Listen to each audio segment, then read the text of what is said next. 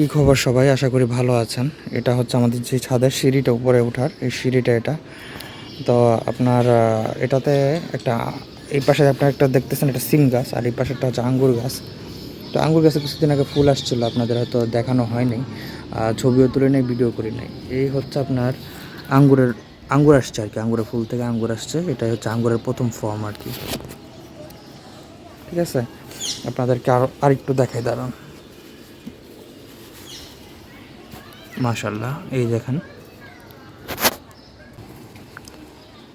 আমি আমি নিচ থেকে যাই, আর দেখাই, উপর থেকে একটু দেখাই আপনাদেরকে, আবার নিচ থেকে যাবো, দেখাবো।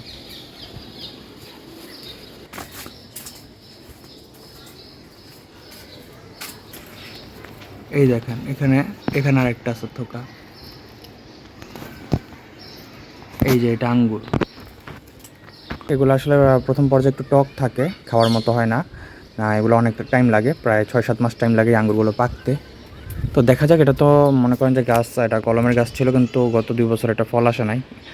একবার ফুল আসছিলো কিন্তু হয় নাই, আরেকবার ফল আসেই নাই। তো এবার তো আমি কল্পনাই করি না যে ফল আসবে। আলহামদুলিল্লাহ যে ফল আসছে। কয়েকটি দেখালাম। তো দেখা যাক, আগামী বছর আরেকটু ভালো করে মাচা দিয়ে দিব এই জায়গাতে, যাতে আরেকটু ভালো রেজাল্ট পাওয়া যায় আর কি।